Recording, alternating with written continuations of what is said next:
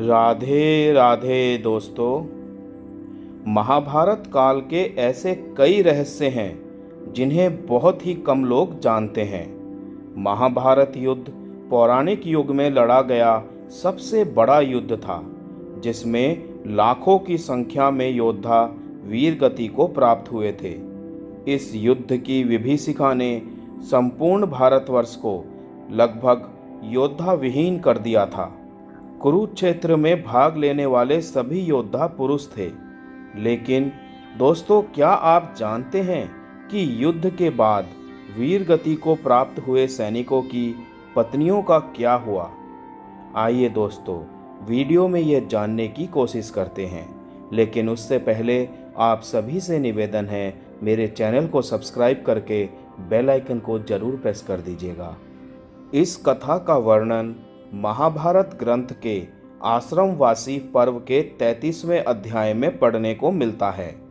कथा के अनुसार महाभारत युद्ध के पश्चात पांडु पुत्र युधिष्ठिर का हस्तिनापुर के नरेश के रूप में राज्याभिषेक हुआ। उसके पश्चात पांचों पांडव राजकाज के साथ साथ अपने ज्येष्ठ पिता धृतराष्ट्र, बड़ी माँ गांधारी और माता कुंती की दिन रात सेवा किया करते थे। पांडवों की सेवा से धृतराष्ट्र और गांधारी धीरे धीरे अपने पुत्रों के शोक से बाहर आ गए। इसी तरह 15 वर्ष का समय बीत गया। तब एक दिन धृतराष्ट्र ने युधिष्ठिर से कहा, हे युधिष्ठिर, अब हम अपना बचा हुआ जीवन वन में बिताना चाहते हैं, इसीलिए हमें जाने की आज्ञा दो।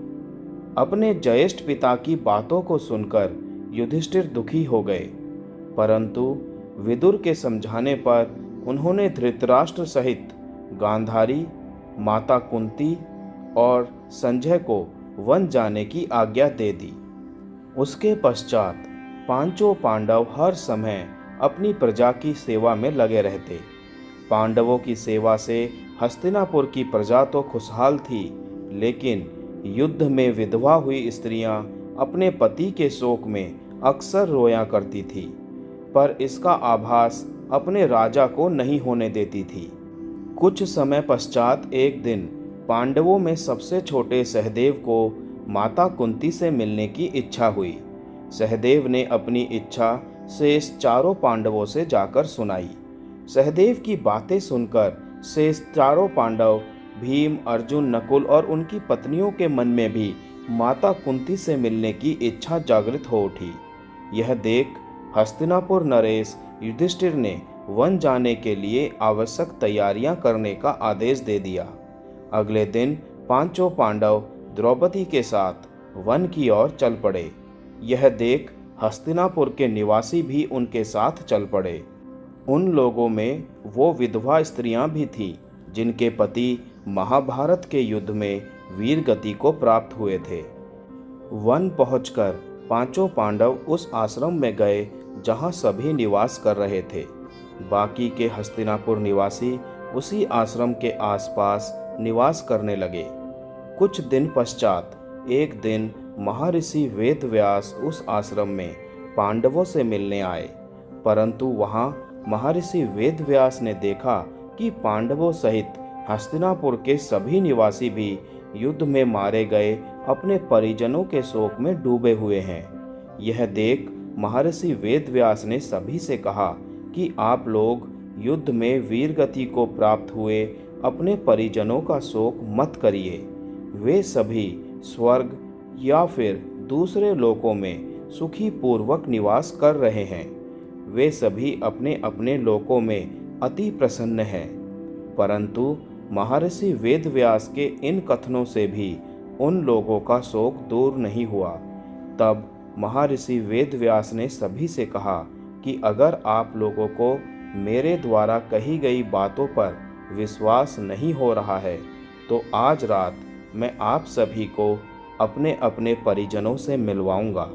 यह सुन पांडवों सहित सभी के चेहरों पर हल्की मुस्कान उभर आई। जिस आश्रम के आसपास सभी निवास कर रहे थे, वो गंगा नदी के तट पर स्थित था। शाम को सूर्यास्त होने से पहले महर्षि वेदव्यास सभी को लेकर गंगा के तट पर पहुँचे। फिर सूर्यास्त के बाद उन्होंने अपने तपोबल से महाभारत युद्ध में मारे गए सभी योद्धाओं का आह्वान किया। महर्षि के आह्वान से सभी योद्धा एक एक कर गंगा जल से बाहर निकलने लगे। अपने मृत परिजनों को अपने सामने खड़ा देख पांडव सहित हस्तिनापुर के सभी निवासी अति प्रसन्न हो गए। फिर सभी ने अपने परिजनों से बातें की।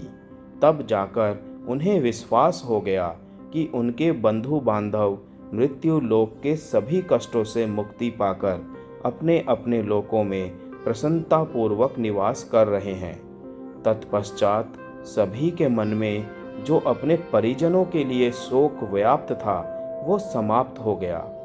कुछ समय बाद युद्ध में मारे गए योद्धा एक एक कर गंगा जल में डुबकी लगाकर अदृश्य होने लगे। यह देख महर्षि वेदव्यास ने विधवा स्त्रियों से कहा कि जो स्त्रियां अपने पति के साथ उनके लोक जाना चाहती हैं वो गंगा के इस पवित्र जल में अपना जीवन त्याग कर सकती हैं।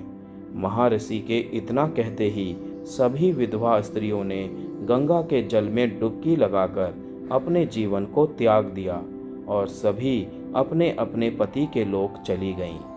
जय श्री कृष्ण।